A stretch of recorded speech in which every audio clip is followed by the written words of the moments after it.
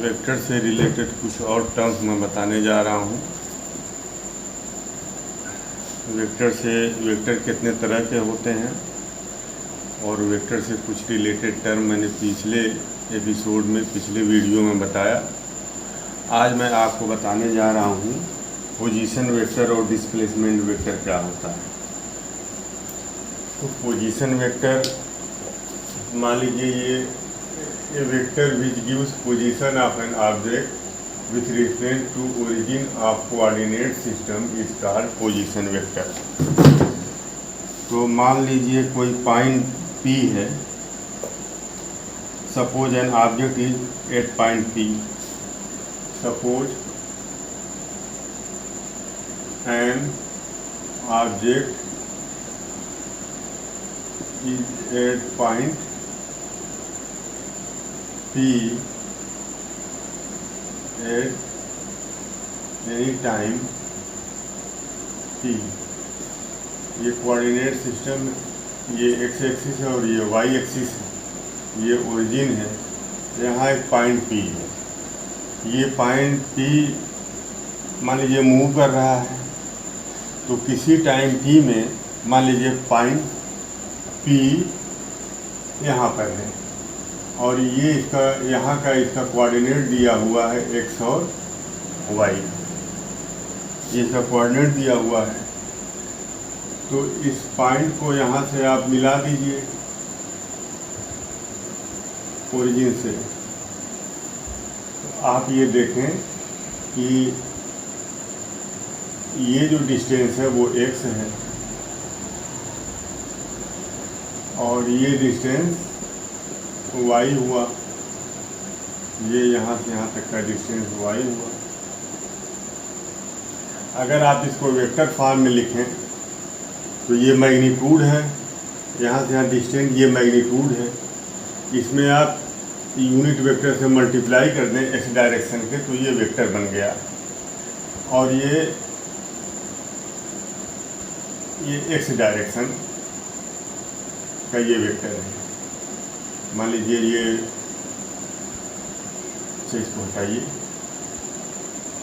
और ये जो y है इसमें आप j से मल्टीप्लाई कर दें, यूनिट वेक्टर j, तो ये वेक्टर फॉर्म में ये चेंज हो गया और ये भी वेक्टर फॉर्म में चेंज हो गया। तो ये जो वेक्टर, मान लीजिए ये वेक्टर a है, तो vector A equal to xi plus yj, ये वेक्टर A का पोजीशन है जब वो t टाइम में पॉइंट P पर पहुंचा। वेक्टर A t टाइम में, वो पॉइंट P जब t टाइम में कोई पॉइंट है जो t टाइम में P पॉइंट पर पहुंचा, कोई ऑब्जेक्ट है, तो उसका ये वेक्टर पोजीशन हुआ। ये इसका वेक्टर पोजीशन हुआ। कोई पॉइंट है जो मूव कर रहा है किसी टाइम t में, मान लीजिए वो ऑब्जेक्ट P पॉइंट पर पहुंचा, तो ये P पॉइंट का ये पोजीशन वेक्टर हुआ। ये पोजीशन वेक्टर हुआ। तो इस पोजीशन वेक्टर में आप देखिए ये x डायरेक्शन का पोजीशन वेक्टर, ये x डायरेक्शन का वेक्टर और ये y डायरेक्शन का वेक्टर, दोनों वेक्टर का देखिए ये वेक्टर सम है। तो ये पोजीशन वेक्टर, ये दोनों का वेक्टर सम है। x डायरेक्शन का वेक्टर और y डायरेक्शन का वेक्टर, दोनों का ये वेक्टर सम है, पोजीशन वेक्टर। तो मान लीजिए ये x डायरेक्शन का मान लीजिए ax है और y डायरेक्शन का मान लीजिए ay है। तो ay इक्वल टू yj और ax इक्वल टू xi, तो ये इसका पोजीशन वेक्टर हुआ। तो और ये एंगल मान लीजिए थीटा है, ये एंगल मान लीजिए थीटा है।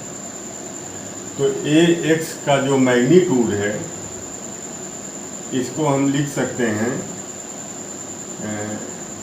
ये इसका टोटल मैग्नीट्यूड मान लीजिए a है, इसका मैग्नीट्यूड मान लीजिए a है, वेक्टर a का मैग्नीट्यूड a है। वेक्टर ए का मैग्नीट्यूड ए है, वेक्टर ए का मैग्नीट्यूड ए। तो इस डायरेक्शन का जो मैग्नीट्यूड होगा उसको हम लिख सकते हैं A x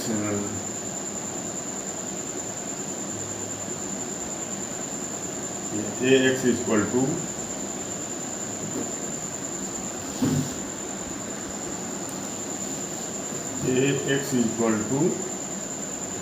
A cos theta, और इस डायरेक्शन का जो मैग्नीट्यूड है A Y equal to A sine theta. इसको हम लिख सकते हैं equation number 1, equation number 2।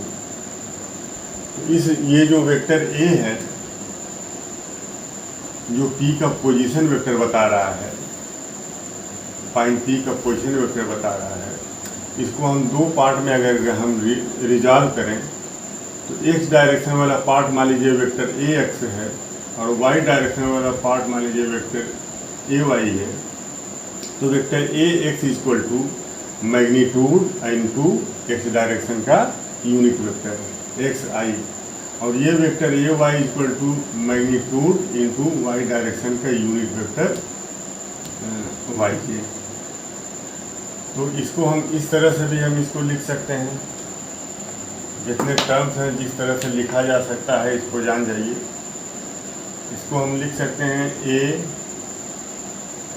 Vector A equal to vector A Y plus vector A X plus A Y. इसको हम ऐसे भी लिख सकते हैं इस वेक्टर को, और इस वेक्टर को हम ऐसे भी लिख सकते हैं vector A equal to X I, क्योंकि ए एक्स आई के इक्वल है, और प्लस वाई जे, इसको ऐसे भी लिखा जा सकता है। ठीक, और ए का जो मैग्नीट्यूड है, इसका जो मैग्नीट्यूड है इसको हम लिख सकते हैं ए का जो मैग्नीट्यूड है, अब इस ए का मैग्नीट्यूड हम निकालते हैं अभी। तो ये वेक्टर ए को हम दो पार्ट में अगर हम रिजॉल्व करेंगे, देखिए यहाँ अगर मान लीजिए ये फोर्स एफ लग रहा है और एक्स एक्सिस से थीटा एंगल बना रहा है और वाई एक्सिस, ये वाई एक्सिस है, तो इस फोर्स का एक्स डायरेक्शन में कंपोनेंट होगा एफ कॉस थीटा, और वाई डायरेक्शन में इस फोर्स का कंपोनेंट होगा F sine theta, F sine theta होगा। तो हमने एफ जो फोर्स है इसको दो हॉरिजॉन्टल कंपोनेंट और वर्टिकल कंपोनेंट में हमने एफ को रिजॉल्व कर दिया। तो horizontal component F cos theta, जिसके साथ थीटा लगा रहेगा उसमें कॉस रहेगा, और जिसके साथ थीटा नहीं लगा रहेगा उसमें साइन रहेगा। तो ये वाला कंपोनेंट एफ कॉस थीटा होगा और ये वाला कंपोनेंट एफ साइन थीटा होगा। तो उसी तरह से ये वेक्टर ए है, उसका ये वाला कंपोनेंट एक्स कॉस थीटा होगा और ये वाला कंपोनेंट ए वाई थीटा होगा, तो ये ए साइन थीटा होगा। अब देखिए इसको हम स्क्वायर कर दें, इसको स्क्वायर कर दें, इसको स्क्वायर करेंगे तो A X square equal to A square cos square theta और A Y square equal to A square sine square theta. अब दोनों को हम ऐड कर दें, मान लीजिए equation number 3, equation number 4, add equation 3 and 4, 3। तो ये हो जाएगा A X square plus A Y square equal to A square common हो जाएगा, ये हो जाएगा cos square theta plus sign square theta, और cos square theta plus sign square theta 1 होता है। तो ए स्क्वायर इक्वल टू हो जाएगा A X square plus A Y square. तो ए इक्वल टू हो जाएगा under root A X square plus A Y square. ये हो गया ये, जहाँ ए एक्स क्या है, वेक्टर ए का एक्स डायरेक्शन का कंपोनेंट, और ए वाई क्या है, वेक्टर ए के वाई डायरेक्शन का कंपोनेंट। तो ये वेक्टर ए का जो मैग्नीट्यूड आएगा वो अंडर रूट एक्स डायरेक्शन के कंपोनेंट का स्क्वायर प्लस वाई डायरेक्शन के कंपोनेंट का स्क्वायर। तो एक रिलेशन ये है, एक रिलेशन ये है, एक रिलेशन ये है, और पी से ओ को मिलाने वाली जो लाइन है उस लाइन का जो वेक्टर है वो पी का पोजीशन वेक्टर कहलाएगा, पी का पोजीशन वेक्टर कहलाएगा।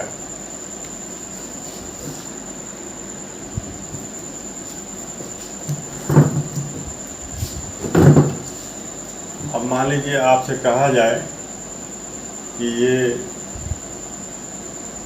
एक्स वाई कोऑर्डिनेट है और ये ओरिजिन है, यहाँ एक पॉइंट पी है और पॉइंट पी का जो कोऑर्डिनेट दिया हुआ है 4,3, ये इसका कोऑर्डिनेट है।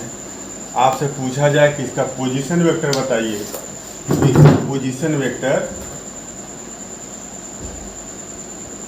ओरिजिन से आप इसको मिला दीजिए और इसका ये position vector r is equal to position vector r is equal to 4x xi, ये 4i प्लस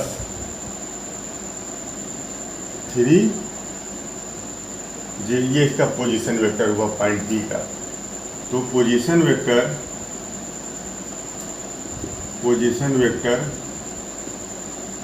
ऑफ पॉइंट